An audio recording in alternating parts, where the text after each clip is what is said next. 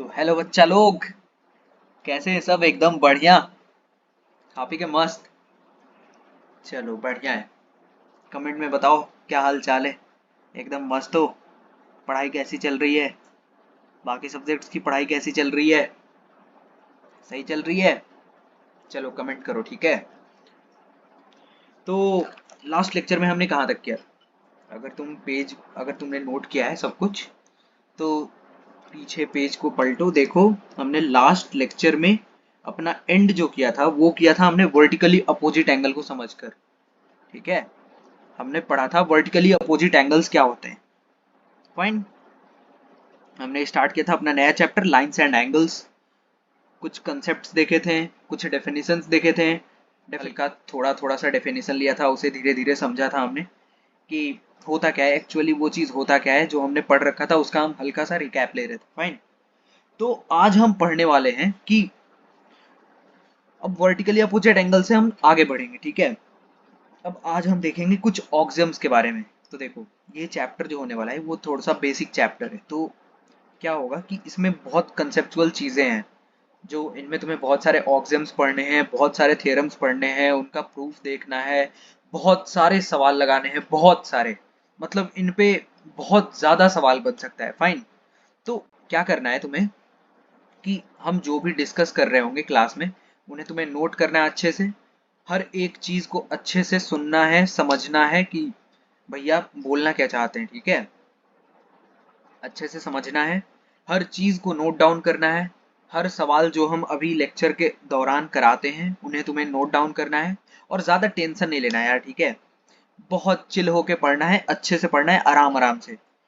15 chapter है, अभी हम छठे चैप्टर पे हैं, 5 चैप्टर ऑलरेडी कवर हो चुका है।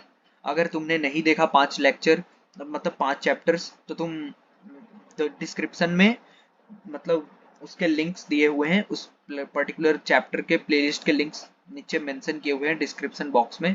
वहां से जाकर तुम खोलकर उन्हें देख सकते हो। फाइन। तो इन्हीं के साथ आज हम आगे बढ़ते हैं, अपने लेक्चर को आगे बढ़ाते हैं। तो ये है हमारा lecture number 2, chapter number 6, lines and angles. तो आज हम समझेंगे कि इंटरसेक्टिंग लाइंस क्या होते हैं और नॉन इंटरसेक्टिंग लाइंस क्या होते हैं, ठीक है। बहुत इजी होता है।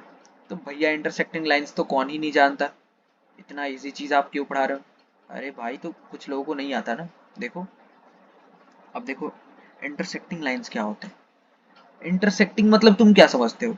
अगर हम यहाँ पर लिखें, हेडिंग लिख लेते हैं, जस्ट अ मिनट, इसका थोड़ा सा विड्थ कम कर लेते हैं, बहुत ज़्यादा बड़ा है। चलो, तो यहाँ पर हम लिखते हैं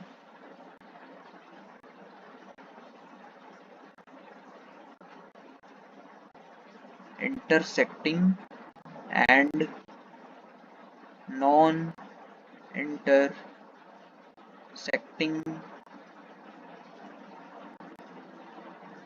लाइंस, ठीक है। अब देखो, इंटरसेक्टिंग लाइंस क्या होते हैं और नॉन इंटरसेक्टिंग लाइंस क्या होते हैं। मान लो ये हमने दो लाइन बनाया, ठीक है। ये हो गया हमारा पहला लाइन और ये हो गया हमारा दूसरा लाइन, ठीक है। और यहाँ पर दो लाइंस बनाए, ये हो गया तुम्हारा पहला लाइन, ठीक है, और ये वाला हो गया तुम्हारा दूसरा लाइन।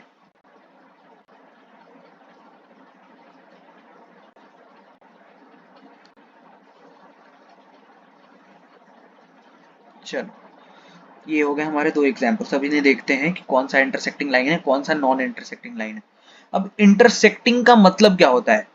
तो भैया इंटरसेक्टिंग का मतलब तो ये होता है कि अगर दो लाइन एक दूसरे को क्रॉस कर रहे हो, एक दूसरे को किसी एक पर्टिकुलर पॉइंट पे मीट कर रहे हो, एक पर्टिकुलर पॉइंट पे मीट कर रहे हो, ठीक है। तो देखो, ये हमारा एक लाइन, इस लाइन का मान लो हम नाम दे देते एल। ये हमारा दूसरा लाइन है, इस लाइन का नाम हम दे देते हैं एम, स्मॉल एल और स्मॉल एम। अब देखो, ये दोनों लाइन इस पॉइंट पर मिल रहे हैं क्या? इस पॉइंट पर मिल रहे हैं ना। इस पॉइंट को हम नाम दे देते हैं मान लो ओ। तो ये दोनों लाइंस कौन से हो गए? एल और एम आर इंटरसेक्टिंग लाइंस। क्यों? क्योंकि ये दोनों लाइंस एक गिवन पर्टिकुलर पॉइंट पर मीट कर रहे हैं एक दूसरे को। फाइन। अब देखो, ये दूसरा लाइन, दूसरा एग्जाम्पल है। इस लाइन का मान लो नाम है ए, और इस लाइन का मान लो नाम है बी, ठीक है। अब देखो ए और बी जो लाइन है वो क्या कहीं पर मीट कर रहा है क्या, कहीं पर भी मिल रहा है क्या ये? तो भैया ये तो लाइन नहीं मिल रहा कहीं पर भी, कहीं पर भी कोई सा भी कॉमन पॉइंट नहीं दिख रहा। तो इसका मतलब क्या हुआ कि ये वाला जो है ये तुम्हारा है नॉन इंटरसेक्टिंग लाइंस, और ये वाला जो एग्जांपल है ये है तुम्हारा इंटरसेक्टिंग लाइंस का, ठीक है। ये तुम्हारा क्या है, ये वाला है इंटरसेक्टिंग लाइंस और ये वाला है नॉन इंटरसेक्टिंग लाइंस। यहाँ तक सब समझ आ गया, अच्छे से क्लियर हो गया है? चलो ठीक है, यहाँ पर हम समझ गए कि इंटरसेक्टिंग लाइंस क्या होते हैं और नॉन इंटरसेक्टिंग लाइंस क्या होते हैं। अब देखो नॉन इंटरसेक्टिंग लाइंस को हम और दूसरे वर्ड में क्या बोलते हैं, parallel lines. Parallel lines, non intersecting lines are also called as parallel lines. क्यों? क्योंकि ये लाइंस ऐसे लाइंस है जो कभी एक दूसरे को कट करते ही नहीं है, एक दूसरे को कभी मिलते ही नहीं है। तो जो लाइन एक दूसरे को कभी भी कट नहीं करता वो होता है parallel line. Fine. Parallel lines क्या होते हैं, उन दोनों लाइंस के बीच का जो डिस्टेंस होता है वो हर जगह पे सेम होता है। फाइन, समझ आ गया यहाँ तक? चलो ठीक है, अब इसके बाद हम आगे बढ़ते हैं और समझते हैं पेयर ऑफ एंगल्स। दूसरा हेडिंग लिख लो, यहाँ पर हम समझेंगे pair of angles. Pair of angles. अब भैया पेयर ऑफ एंगल्स क्या होता है इसे बता दो। तो देखो हमने लास्ट लेक्चर में अपने पढ़ा था कि लीनियर पेयर किसे बोलते हैं, ठीक है। स्ट्रेट एंगल सबसे पहले हमने समझा था, स्ट्रेट एंगल कितने डिग्रीज का होता है, तो भैया स्ट्रेट एंगल तो 180 डिग्रीज का होता है। ठीक है भाई, एकदम सही बोल रहे हो यार, एकदम सही बोल रहे हो। तो स्ट्रेट लाइन जो स्ट्रेट एंगल होता है तुम्हारा वो होता है 180 डिग्रीज का, और तुम्हारा जो लीनियर पेयर बनता है वो भी होता है 180 डिग्रीज का। फाइन। तो अब देखो हमने लास्ट लेक्चर में एक एग्जांपल लिया था यार, लास्ट लेक्चर में हमने क्या किया था, एक प्यारा सा एग्जांपल लिया था। इसमें क्या था हमारा,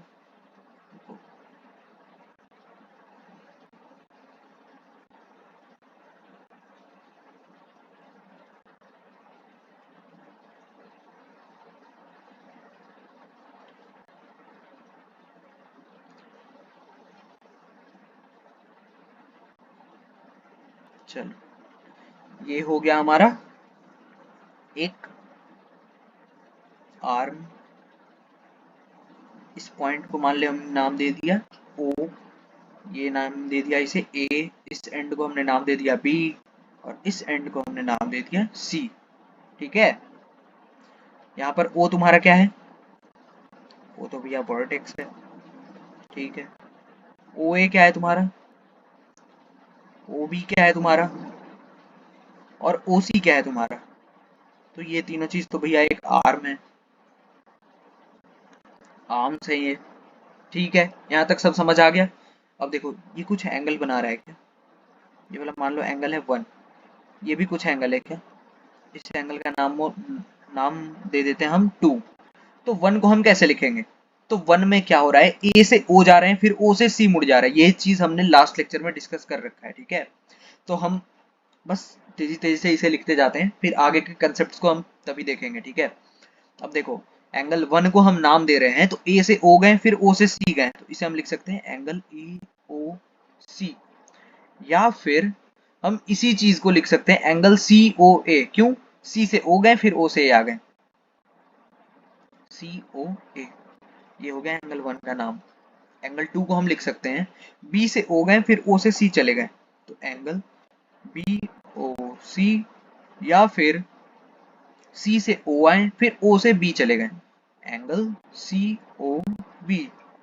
ये हो गया तुम्हारा एंगल 2, ठीक है। इन दोनों का हमने नाम भी देख लिया।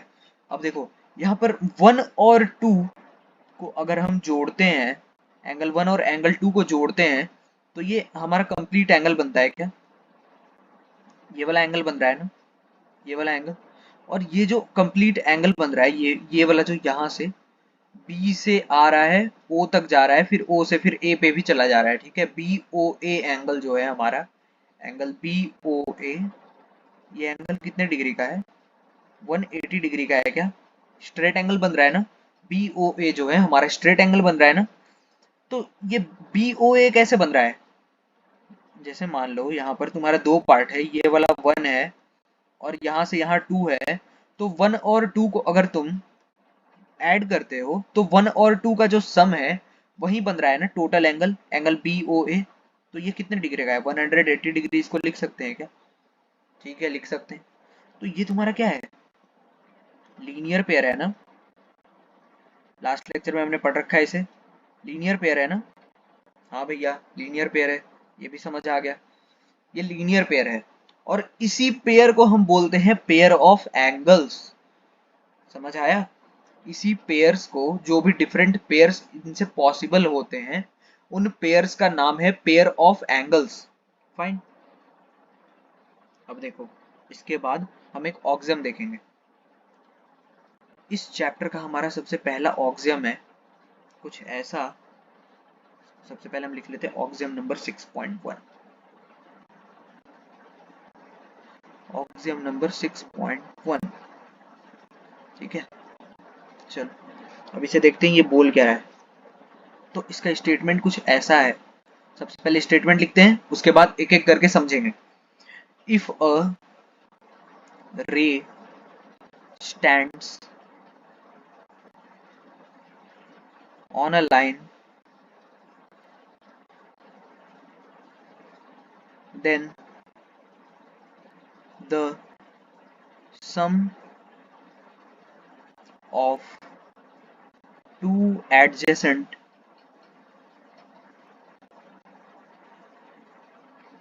angles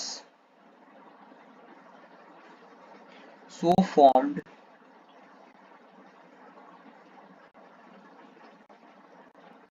is 180 degrees। ठीक है, ये हो गया हमारा ऑक्सियम नंबर 6.1।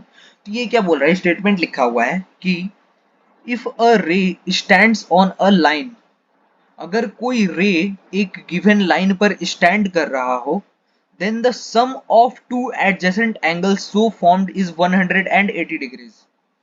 तो ये वही चीज बोल रहा है जो हमने पीछे डिस्कस किया था, पीछे वाले स्लाइड पे देखो। ये बोल रहा है कि अगर मान लो तुम्हारे पास कोई लाइन है AOB। ये AOB क्या है तुम्हारा? AOB एक लाइन है। AOB क्या है? यहाँ पर लाइन है। ठीक है, अब इस लाइन पर एक आर्म है OC जो कि स्टैंड कर रहा है। ये आर्म जो है OC जो स्टैंड कर रहा है, तो ये जो एडजेसेंट पेयर ऑफ एंगल्स बना रहा है, यहाँ पर एडजेसेंट एंगल्स क्या है? एंगल 1, ये वाला है एंगल 1, और ये है एंगल 2। तो बोल रहा है ये ऑक्सियम 6.1 ये बोल रहा है कि कोई भी लाइन है तुम्हारे पास AOB यहाँ पर है, और इस पे कोई सा भी एक आर्म है, रैंडम सा आर्म OC, और जो वो OC जो एडजेसेंट पेयर ऑफ एंगल्स बना रहा है, यहाँ पर एडजेसेंट पेयर ऑफ एंगल्स है 1 और 2, तो उन दोनों एंगल्स का सम जो होगा वो हो जाएगा 180 डिग्रीज का। ठीक है, तो यही सेम चीज ये बता रहा है, वही सेम चीज जो हमने पीछे डिस्कस किया है, वही सेम चीज ये बता रहा है। तो इसे हम ऐसे करके लिख लेते हैं एक बार।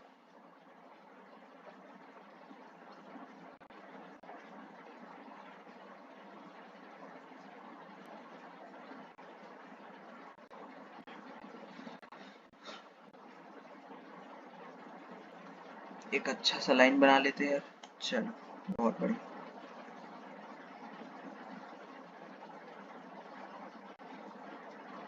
चलो,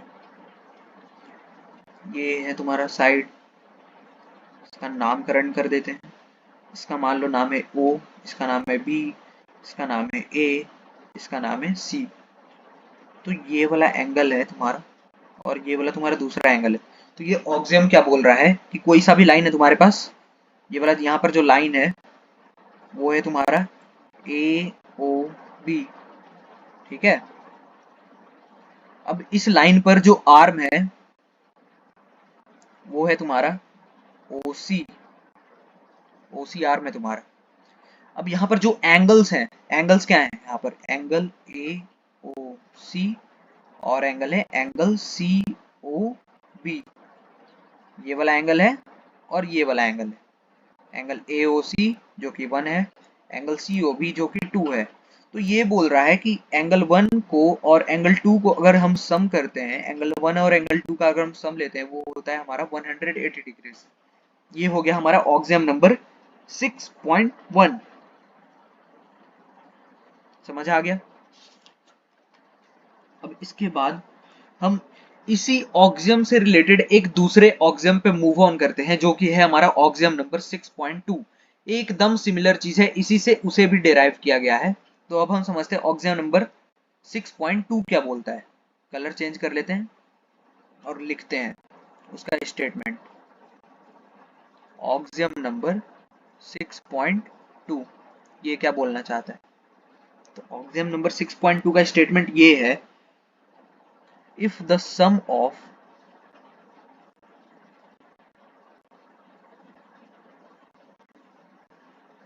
two adjacent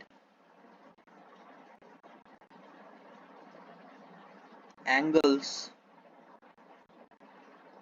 is 180 degrees, then the non-common arm, देखो मेरे साथ साथ में नोट करते जाओ, ठीक है?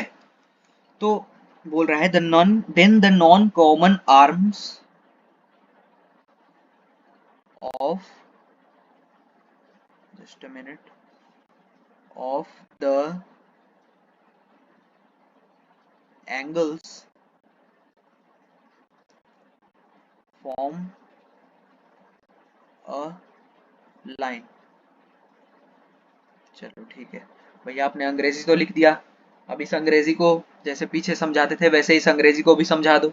तो देखो ये बोल क्या रहा है कि if the sum of two adjacent angles is 180 degrees, then the non common arms of the angles form a line. में ये बोल रहा है, अगर हम इसे सिंपलेस्ट लैंग्वेज में समझें, सिंपलेस्ट लैंग्वेज में बोलना क्या चाहता है, तो मान लो तुम्हारे पास दो एडजेसेंट एंगल्स हैं, ठीक है? एक ये वाला एंगल है 1, एक दूसरा एंगल है 2, ठीक है? ये तुम्हारा आर्म है, मान लो इसका नाम है O, इस पॉइंट का नाम है O, इस पॉइंट का नाम है A, इस इधर साइड का नाम है B और ये साइड का नाम है C। अब ये बोल रहा है ऑक्सियम कि अगर एंगल 1 और एंगल 2 का सम 180 डिग्रीज का है, तो इसका मतलब ये हुआ कि जो तुम्हारा BOC आर्म है इज अ लाइन, ठीक है? ऑक्सियम नंबर 6.1 का जस्ट अपोजिट है ये वाला ऑक्सियम नंबर 6.2। 6.1 में क्या बोल रहा था कि अगर तुम्हारे पास एक लाइन है और उस पे एक रैंडम सा कोई सा भी आर्म स्टैंड कर रहा है, तो जो भी एडजेसेंट एंगल का पेयर बनता है उसका जो सम होता है वो होता है 180 डिग्रीज का। ये वाला ऑक्सियम क्या बोल रहा है?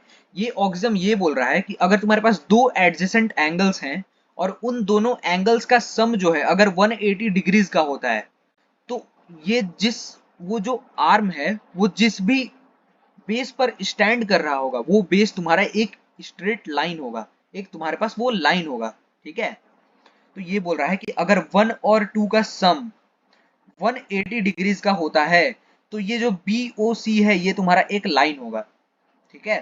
BOC क्या होगा? एक लाइन होगा। फाइन, ऑक्सियम नंबर 6.2 भी समझ आ गया। अब इसके बाद हम मूव ऑन करते हैं एक थ्योरम पे, theorem number 6.1, the very first theorem of this particular chapter, lines and angles. बहुत ही इंपॉर्टेंट थ्योरम है, उसका यूज हम हर जगह करेंगे, मैक्सिमम क्वेश्चंस में उनका यूज होगा, ठीक है? तो अच्छे से सुनना, उसके प्रूफ को भी अच्छे से देखना, उसके बाद तुम सवाल पे मूव ऑन करोगे, ठीक है? एक एग्जाम्पल उसके बाद हम डिस्कस करेंगे, एक अच्छा सा बढ़िया सा एग्जाम्पल डिस्कस करेंगे, एनसीईआरटी से ही होगा, लेकिन उसमें जो कंसेप्ट यूज होगा बहुत ही मतलब वेल डिफाइंड होगा, वेल ऑर्गेनाइज्ड स्टेटमेंट और थियरी यूज होगा उस पर्टिकुलर क्वेश्चन में। फाइन, तो इसी के साथ हम मूव करते हैं अपने very first theorem of this chapter. सबसे पहला थ्योरम इस चैप्टर का, थ्योरम नंबर 6.1, तो उसका स्टेटमेंट कुछ ऐसा है, सबसे पहले स्टेटमेंट लिखते हैं इसका। Theorem number 6.1। तो ये क्या बोलता है, ये कुछ ऐसा बोलता है, इसका स्टेटमेंट ये है, if two lines intersect each other, if two lines, साथ साथ में नोट करते जाना, फाइन, तभी अच्छे से समझ में आएगा। Intersect each other, then the vertically opposite angles are equal, then the vertically opposite angles are equal। ठीक है, तो ये बोल क्या रहा है थ्योरम नंबर 6.1, ये कुछ ऐसा बोल रहा है, ये अंग्रेजी ऐसा कुछ बोलना चाह रहा है, तुम्हें बताना चाह रहा है कि अगर दो लाइंस एक दूसरे को इंटरसेक्ट करते हैं, एक गिवन पर्टिकुलर पॉइंट पे एक दूसरे को कट करते हैं, तो उनके करस्पॉन्डिंग में जो वर्टिकली अपोजिट एंगल का फॉर्मेशन हो रहा है, वो वर्टिकली अपोजिट एंगल्स एक दूसरे के इक्वल होंगे। ठीक है, तो हमने लास्ट लेक्चर में पढ़ रखा था, एकदम लास्ट में, लास्ट टाइमलाइन में तुम अगर जाओगे अपने लेक्चर नंबर 1 में ऑफ दिस पर्टिकुलर चैप्टर, तो वहां पर तुम्हें देखने के बाद पता चलेगा कि वर्टिकली अपोजिट एंगल्स होते क्या हैं। उधर हमने डिफाइन किया था वर्टिकली अपोजिट एंगल्स होते क्या हैं, उन्हें हमने आइडेंटिफाई किया था। उधर वहां पर हमने दो लाइंस लिए थे जो कि एक दूसरे को कट कर रहे थे, उधर हमने आइडेंटिफाई किया था कि वर्टिकली अपोजिट एंगल्स कौन कौन से एंगल्स हैं वहां पर, फाइन। तो यहाँ पर हम देखेंगे कि वर्टिकली अपोजिट एंगल्स इक्वल कैसे होते हैं। ठीक है, इसमें हम यूज क्या करेंगे, इसमें हम यूज करेंगे लीनियर पेयर ऑफ एंगल्स का यूज करेंगे। जो हम कंसेप्ट इस थ्योरम को प्रूव करने में यूज करने वाले हैं वो है हमारा linear pair of angles, straight angle का यूज करेंगे हम, फाइन। तो इसी के साथ हम मूव करते हैं, देखते हैं इसका प्रूफ। बढ़िया सा एक लाइन बनाते हैं, एक नहीं दो लाइन बनाना है भैया, इंटरसेक्टिंग लाइन बनाना है। ठीक है भाई, इंटरसेक्टिंग लाइन बनाते हैं ना, रुको अभी बनाते हैं। ये हो गया तुम्हारा पहला लाइन, ये हो गया तुम्हारा दूसरा लाइन, बहुत बढ़िया भैया, बहुत मस्त। चलो अब नामकरण कर देते हैं इसका, प्यारा प्यारा सा नामकरण। चलो रेड कलर यूज करते हैं। ये वाला मान लो तुम्हारा, इसका नाम है ओ, मान लो इस साइड का नाम है ए, ये वाले साइड का नाम है बी, ये वाले साइड का नाम है सी, और ये वाले साइड का नाम है तुम्हारा डी। ठीक है, यहाँ तक सब समझ आ रहा है, अच्छे से समझ आ रहा है ना, सब क्लियर हो रहा है। कोई सा भी डाउट हो तुम कमेंट सेक्शन में मेंशन करो, या फिर टेलीग्राम चैनल पे उसे उस अपने पर्टिकुलर डाउट को मेंशन करो। ठीक है, अब इसी के साथ हम मूव करते हैं, अब देखते हैं कि वर्टिकली अपोजिट एंगल्स का सबसे पहले पेयर आइडेंटिफाई करते हैं, जैसे कि हमने लास्ट लेक्चर में एकदम एंड के टाइमलाइन में किया था। तो यहाँ पर वर्टिकली अपोजिट एंगल्स कौन कौन से, ये वाला एंगल मान लो 1, ये वाला एंगल मान लो है 2, ये वाला एंगल मान लो है 3, और ये वाला तुम्हारा एंगल मान लो है 4। जस्ट अ मिनट यार, लाइट कट गया, लाइट ऑन कर लेते हैं। चलो लाइट ऑन हो गया, सॉरी यार, यहाँ पर थोड़ा सा लाइट का प्रॉब्लम चल रहा है। ठीक है, तो लाइट कट होता रहता है, तो कोई बात नहीं, इन्वर्टर लगा हुआ है हमारे घर पे, एकदम मस्त लेक्चर रिकॉर्ड करेंगे और तुम्हारे लिए सब कुछ अपलोड करेंगे, फाइन। देख लो रात के 12:30 बज रहे हैं और तुम्हारे लिए लेक्चर रिकॉर्ड हो रहा है। चलो तो इसी के साथ हम आगे बढ़ते हैं और देखते हैं, सबसे पहले अपने वर्टिकली अपोजिट एंगल के पेयर्स को आइडेंटिफाई करते हैं। ठीक है भैया, चलिए आइडेंटिफाई करिए, बताइए कौन कौन से वर्टिकली अपोजिट एंगल्स के पेयर हैं।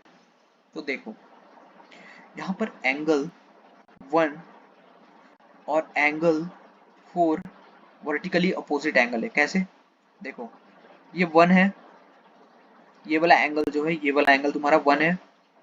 ठीक है, यहाँ से हम ऐसे मूव कर रहे हैं, ऐसे मूव कर रहे हैं, देखो यहाँ पर जब हम वर्टिकली मूव कर रहे हैं नीचे की साइड, तो हमारा कौन सा एंगल आ रहा है, 4 आ रहा है। तो एंगल 1 और एंगल 4 क्या है, वर्टिकली अपोजिट पेयर्स हैं।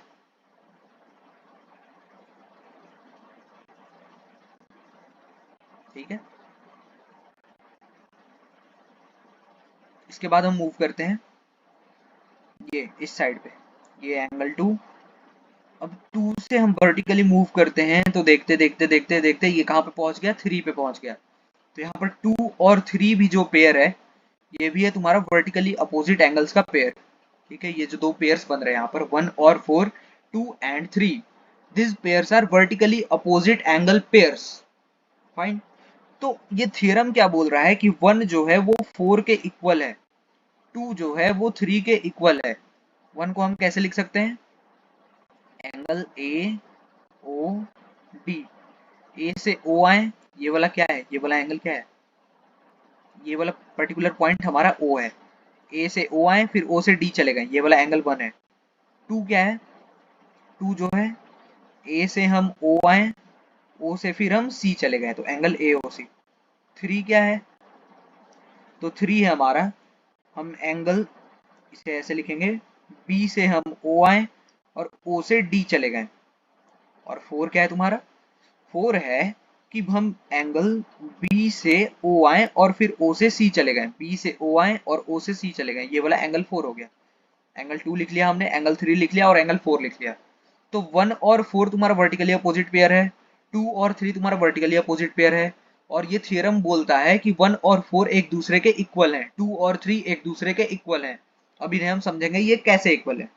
ठीक है, थोड़ा सा इसे छोटा कर लेते हैं, थोड़ा और बड़ा, बहुत अच्छे। चलो अब इन्हें हम अपने अगले स्लाइड पे देखते हैं कि ये कैसे इक्वल है। ठीक है, चलो अपने नेक्स्ट स्लाइड पे मूव करते हैं।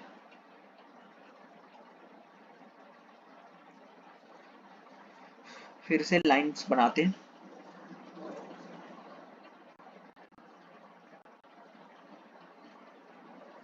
ये हो गया हमारा एक लाइन,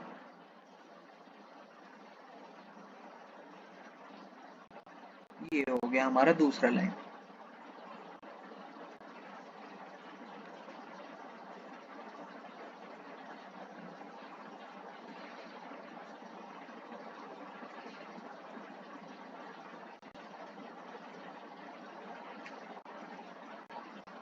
चलो इसका नाम हमने दिया था ओ, इसका नाम हमने दिया था ए, ये बी, ये वाला साइड तुम्हारा सी और ये वाला साइड तुम्हारा डी। अब देखो, सबसे पहले हम लेकर चलते हैं कि ये एक बात बताओ कि यहाँ पर जो तुम्हारा डी ओ सी जो लाइन है, ये कौन सा एंगल बना रहा है, ये वाला एंगल क्या होगा, ये पूरा एंगल जो है वो तुम्हारा क्या होगा, तो भैया ये पूरा एंगल तो होगा 180 डिग्रीज का। ठीक है, ठीक है ना, क्यों, क्योंकि DOC एक तुम्हारा लाइन है, और जब DOC एक लाइन है तो लाइन जो होता है वो अपने आइदर साइड पे एक स्ट्रेट एंगल बनाता है। स्ट्रेट एंगल कितने डिग्रीज का होता है, 180 डिग्रीज का। तो एंगल DOC कितने डिग्रीज का हो गया, angle DOC is equals to 180 degrees. ठीक है भैया, अब देखो एंगल DOC को हम ऐसे लिख सकते हैं क्या, ये वाला एंगल प्लस ये वाला एंगल, कलर चेंज करके अगर हम देखें, ब्राइट कलर कुछ लेते हैं, चलो ये वाला एंगल प्लस ये वाला एंगल, एंगल DOC हो जाएगा क्या, हाँ भैया ठीक है। हमने DOC को ही दो पार्ट में डिवाइड कर दिया और उन दोनों का सम जो है वो एक्चुअली में एंगल DOC में रिजल्ट कर रहा है। ठीक है, तो एंगल DOC को हमने डिवाइड कर दिया दो पार्ट में, ये वाला पहला पार्ट है हमारा, ये वाला दूसरा पार्ट है हमारा। तो पहला जो है एंगल DOB है, ठीक है, एंगल DOB प्लस एंगल, पहला एंगल है तुम्हारा एंगल DOB और दूसरा एंगल है BOC, एंगल BOC, इन दोनों का सम क्या है 180 डिग्रीज का। ठीक है, यहां तक समझ आ रहा है। अब देखो, अब इस लाइन में हम मूव ऑन करते हैं BOA पर। तो BOA क्या है तुम्हारा, BOA is also a line, है ना, क्योंकि ये मेंशन किया हुआ है कि दो लाइन से इंटरसेक्ट कर रहे हैं। तो BOA भी क्या है, एक लाइन है तुम्हारा। फाइन, तो BOA भी हमारा लाइन हो गया, तो एंगल BOA क्या होगा, 180 डिग्रीज का होगा ना, एंगल बी ओ ए जो होगा तुम्हारा वो भी होगा 180 डिग्रीज का। ठीक है भैया, एंगल बी ओ ए भी 180 डिग्रीज का होगा, ये भी समझ आ गया। तो ये जो एंगल बी ओ ए है तुम्हारा, ये वाला एंगल, इसे हम दो पार्ट में डिवाइड कर सकते हैं ना, ये तुम्हारा पहला पार्ट और ये वाला तुम्हारा दूसरा पार्ट। तो इसे हम नाम दे देते हैं 3। तो इसे हम बी ओ ए को लिख सकते हैं 2 + 3, दो पार्ट में हमने डिवाइड कर दिया, that is equals to 180 degree. सही है ना। यहाँ पर डी ओ बी क्या था, ये था 1, और बी ओ सी क्या था 2, तो 1 + 2 इज इक्वल्स टू 180 डिग्री। ये हमेशा ध्यान में रखना कि ये 1 और 2 जो हम लिख रहे हैं, 2 और 3 जो लिख रहे हैं यहाँ पर, और ये वाला एंगल जो हमारा 4 बन रहा है, ये हमारा एंगल का नाम है, ये कोई न्यूमेरिकल नंबर नहीं है। ठीक है, हमने इस एंगल को नाम दे दिया कि ये एंगल 1 है, ये एंगल 2 है, ये एंगल 3 है और ये एंगल 4 है। ठीक है, यहां से तुम आइडेंटिफाई करो कि ये वाला मान लो तुम्हारा इक्वेशन 1 है, ये वाला मान लो तुम्हारा इक्वेशन 2 है। ठीक है, ये वाला इक्वेशन 1 है, ये वाला इक्वेशन 2 है। अब यहां से ये बताओ कि एंगल 2 निकाल सकते हो क्या। हाँ भैया, जरूर निकाल सकते हैं। 180 डिग्री में से ये जो 1 है उसको उस साइड पे भेज देंगे, ये 1 जो है वो इक्वल टू के इस साइड पे आ जाएगा, तो 2 2 हो जाएगा 180 - 1। ठीक है, अब यहां से अगर तुम्हें बोला जाए कि 2 निकालो, तो 2 हो जाएगा 180 डिग्री -3। ठीक है, यहां तक समझ आ रहा है। जस्ट अ मिनट, चलो इसका, इस इक्वेशन का नाम दे देते हैं इक्वेशन 1, और इस इक्वेशन का नाम देते थे इक्वेशन 2। यहाँ से हमने 2 को निकाल लिया, यहाँ से भी इस इक्वेशन से हमने 2 को निकाल लिया। अब देखो, दो एंगल्स, यहाँ पर भी ये वाला 2 है और यहाँ पर भी ये वाला 2 है, तो दो एंगल्स मान लो, एक एंगल ए है, दूसरा भी एंगल ए है। अगर तुम्हें बोला जाए कि यहाँ पर तुम इंडिया में रहते हो, इंडिया में 1 का मतलब 1 है, तो ऑस्ट्रेलिया में क्या 1 का मतलब 1 ही ना होगा यार, चेंज थोड़ी हो जाएगा। समझ आ रहा है ना, दोनों साइड पे, दोनों जगह पे 1 का मतलब 1 ही होगा। ठीक है, तो यहाँ पर एंगल 2 का कुछ और डेफिनेशन है, यहाँ पर एंगल 2 का कुछ और डेफिनेशन है, तो ऐसा तो हो नहीं सकता। तो इसका मतलब अगर तुम्हारा LHS सेम हो रहा है, देखो LHS में दोनों 2 है, तो RHS भी सेम होना चाहिए। ये तुम्हारा क्या है, RHS है ना, राइट हैंड साइड। ये तुम्हारा LHS क्या है, लेफ्ट हैंड साइड। यहाँ पर तुम्हारा LHS क्या है 2, यहाँ पर तुम्हारा RHS क्या है 180 - 3। तो जब LHS सेम है तो RHS भी बराबर होना चाहिए। हाँ भैया, सही बोल रहे हैं आप। तो यहाँ पर हम लिखेंगे 180 degree -3 is equals to 180 degree minus of 1। ये हो जाएगा क्या, दोनों साइड से 180 डिग्री कट जाएगा, तो ये हो जाएगा -3 इज इक्वल्स टू -1। दोनों साइड से माइनस भी कट जाएगा, तो ये क्या हो जाएगा 3 इज इक्वल्स टू 1। तो यहाँ पर देखो हमने क्या किया, ये 3 1 जो था, 1 के वर्टिकली अपोजिट हम चल रहे हैं, तो आ रहा है हमारा 3। अगर हम लाइन, अगर हम कलर चेंज करके देखें, तो 1 के अगर हम वर्टिकली अपोजिट चल रहे हैं, तो हमारा एंगल क्या आ रहा है 3। और ये थ्योरम क्या बोल रहा था कि vertically opposite angles are always equal. तो यहाँ पर हमने प्रूव कर दिया क्या कि वर्टिकली अपोजिट एंगल्स इक्वल होते हैं। हाँ भैया, प्रूव तो कर दिया। तो ऐसे ही हमने इस थ्योरम को प्रूव कर लिया। ठीक है, इन द सिमिलर वे, जैसे 1 और 3 इक्वल हो गया, ऐसे ही 2 और 4 भी इक्वल हो जाएगा। ठीक है, जैसे हमने 1 और 3 को इक्वल प्रूव किया, जिस टेक्निक से, जिस मेथड से हमने 1 और 3 को इक्वल प्रूव किया, जो कि वर्टिकली अपोजिट एंगल्स के पेयर हैं, वैसे ही 2 और 4 को भी हम इक्वल प्रूव कर देंगे। ठीक है, सेम वे में हम 2 और 4 को भी इक्वल प्रूव कर सकते हैं। तो यहाँ पर हमने प्रूफ भी कर दिया कि ये जो थियरम है हमारा 6.1, इसका हमने प्रूफ भी देख लिया, इसका हमने स्टेटमेंट भी समझ लिया, ये बोलना क्या चाहता है, वर्टिकली अपोजिट एंगल्स इक्वल कैसे होते हैं वो भी हमने समझ लिया। ठीक है, अब इसके बाद एक हम एग्जाम्पल डिस्कस करते हैं। एक प्यारा सा एग्जाम्पल लेते हैं अपने एनसीईआरटी बुक से ही। मान लो तुम्हारे पास क्वेश्चन कुछ ऐसा है कि एक तुम्हारे पास फिगर दिया हुआ है,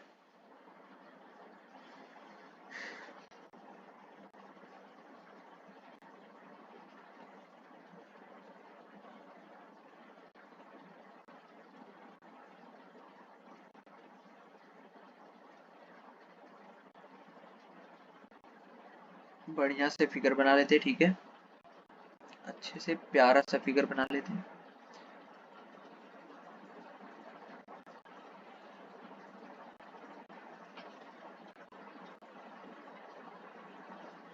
ये हो गया तुम्हारा दूसरा लाइन, और ये हो गया तुम्हारा तीसरा आर्म।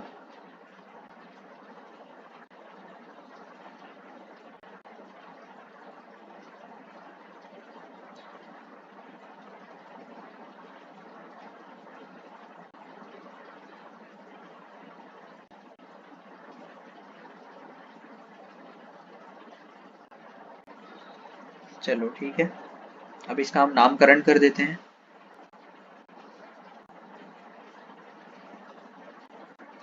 ये तुम्हें फिगर सवाल में दिया हुआ है, ठीक है, ये तुम्हारा क्वेश्चन है, एनसीईआरटी से एक सवाल उठाया गया है।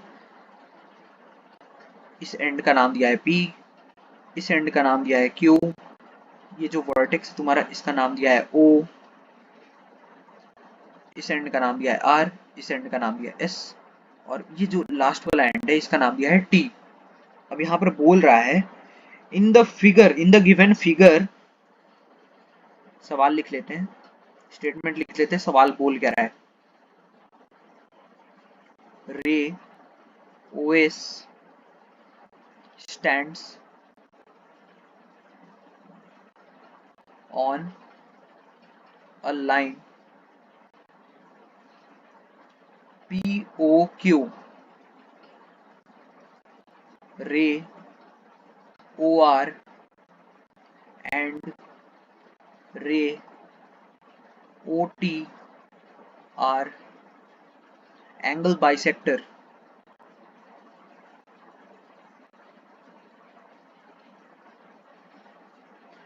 of angle POS and angle SOQ respectively.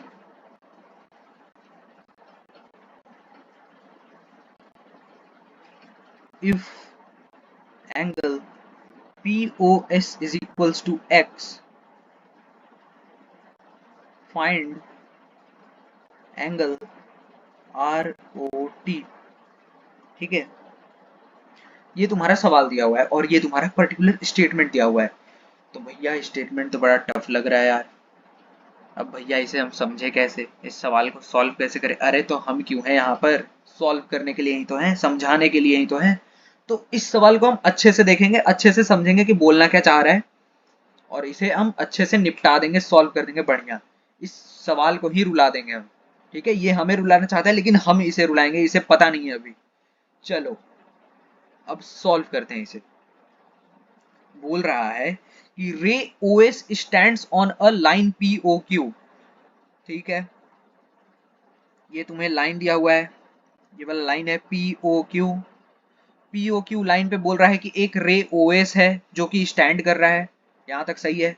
रे OR एंड रे OT आर एंगल बाइसेक्टर। बोल रहा है एंगल बाइसेक्टर क्या होता है, सबसे पहले एंगल बाइसेक्टर समझते हैं। एंगल बाइसेक्टर मतलब, मान लो एक हम रे बनाते हैं, ठीक है, एक हम एंगल बनाते हैं, रैंडम सा कुछ एंगल बनाते हैं।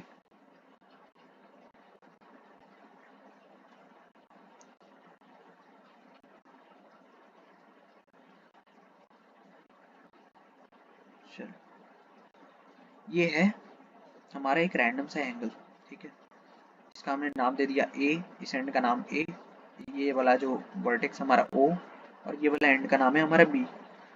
और मान लो यहाँ पर हमने एक ये वाला बना दिया और इसे हमने बोल दिया कि दिस इज एंगल बाइसेक्टर, ठीक है, angle bisector of angle AOB।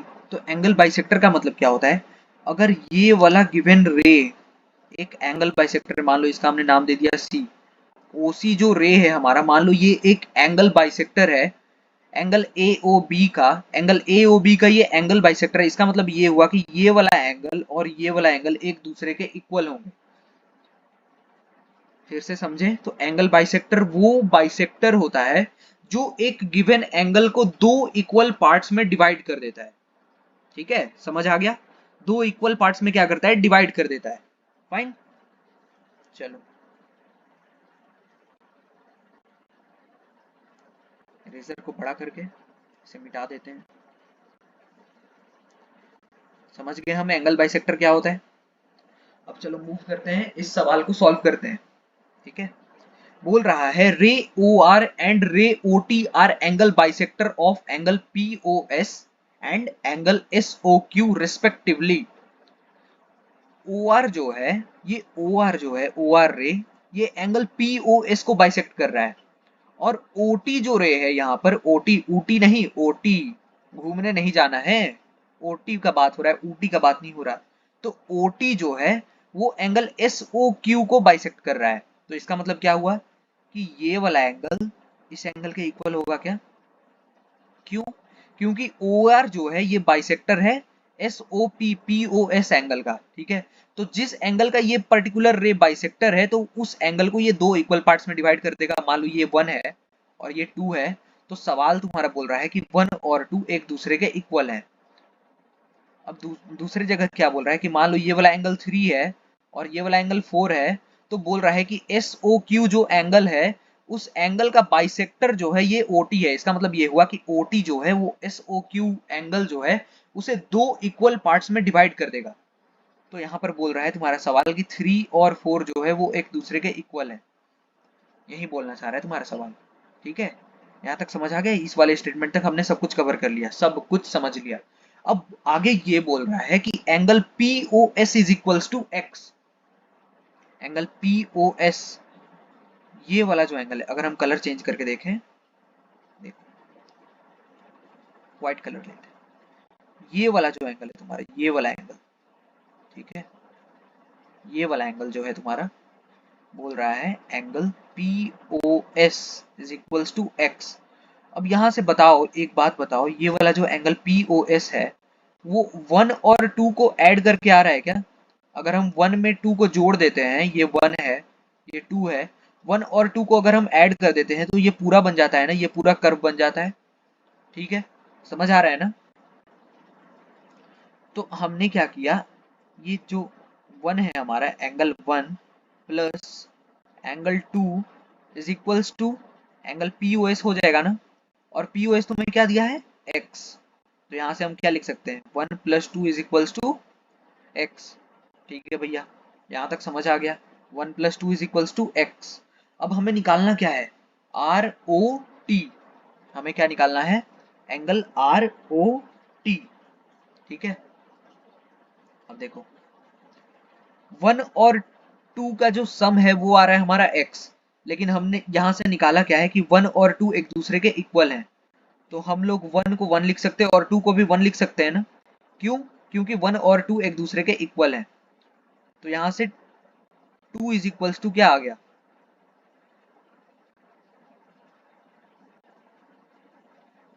एक मिनट, ये 1 है, ये 1 है, 2 टाइम्स एंगल 1 लिख सकते हैं ना इसे।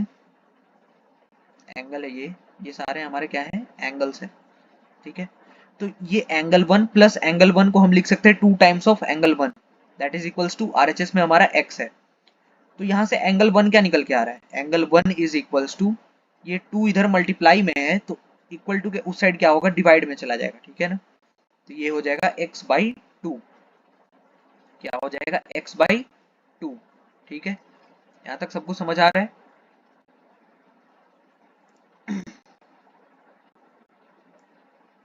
चलो कलर चेंज कर लेते हैं।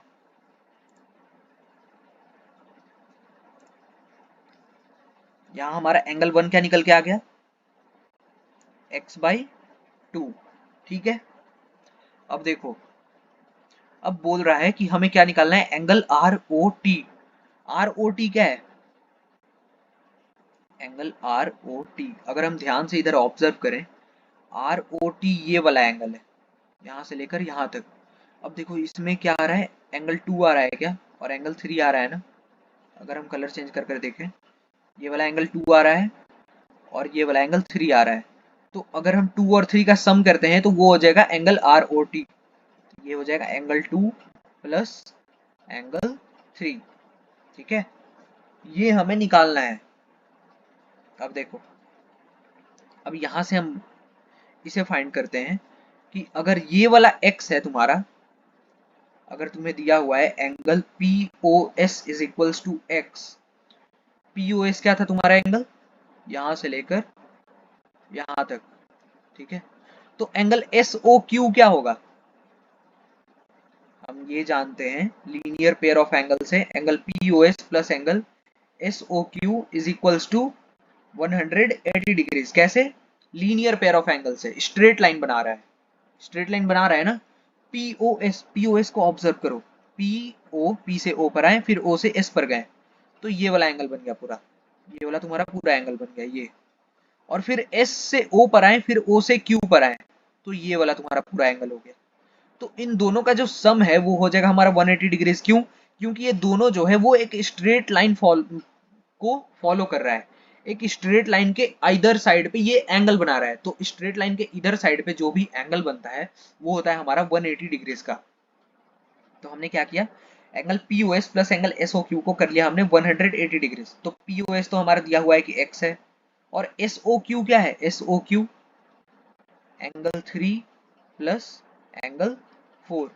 SOQ को अगर तुम ऑब्जर्व करो तो 3 और 4 को ऐड करते हो तो ये वाला पूरा एंगल बनता है ना, तो यही पूरा एंगल तो एंगल SOQ है। तो 3 और 4 को ऐड किए तो हम क्या बना, 180 डिग्रीज। अब देखो यहाँ पर दिया हुआ है कि 3 और 4 एक दूसरे के इक्वल हैं, तो इसको हम लिख सकते हैं क्या, 2 टाइम्स एंगल 3, एंगल 3 है, एंगल 4 को भी हम एंगल 3 लिख देंगे, और इन दोनों का जो सम हो जाएगा वो हो जाएगा हमारा 2 टाइम्स ऑफ एंगल 3, ये हो जाएगा 180 डिग्रीज माइनस एक्स। क्या किया हमने, एक्स को इक्वल टू के उस साइड पे सेंड कर दिया, इक्वल टू के उस साइड पे अगर भेज दिया तो वो हो जाएगा 180 minus x. 2 angle 3 is equals to 180 minus x. तो यहाँ से एंगल 3 क्या आ रहा है, एंगल 3 हमारा आ रहा है 180 degree minus x whole divided by 2। यहाँ तक सब समझ आ गया। एंगल 3 क्या आ रहा है हमारा 180 degree minus x whole divided by 2। चलो इसे हम देते हैं इक्वेशन 1 और इसे हम देते हैं इक्वेशन 2। अगले स्लाइड पे चलते हैं।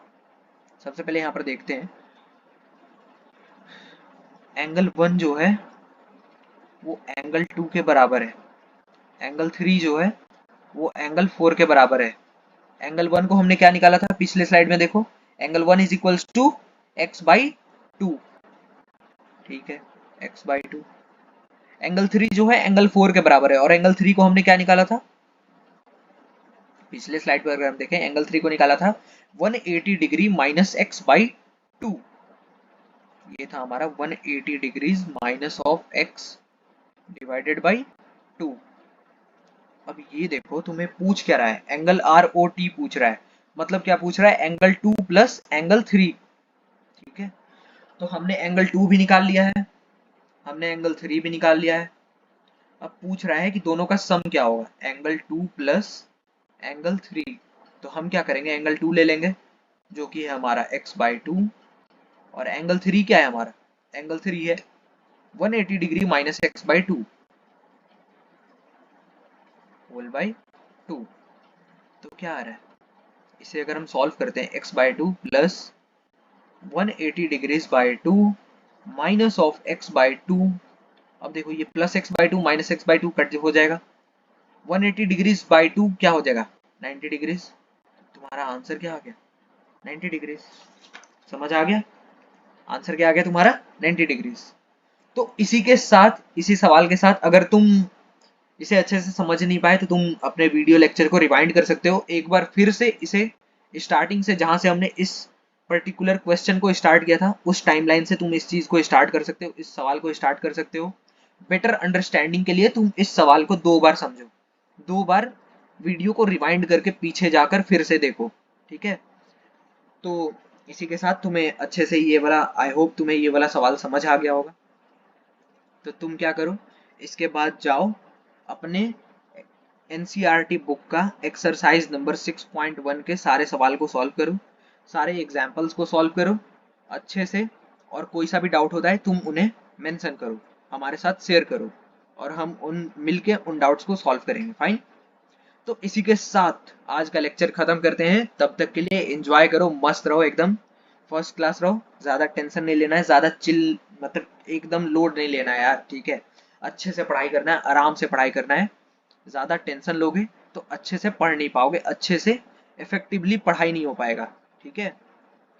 तो आराम से चिल होकर पढ़ो, एंजॉय करो लेक्चर को, और एक्सरसाइज सॉल्व करके आना। होमवर्क अपना जो जो हमने अभी तुम्हें होमवर्क असाइन किया है, वो तुम उसे सॉल्व करके आओगे अगले क्लास से पहले, ठीक है। तो इसी के साथ आज का लेक्चर खत्म करते हैं, तब तक के लिए टाटा बाय बाय, मिलते हैं अगले लेक्चर में, बाय, एंजॉय।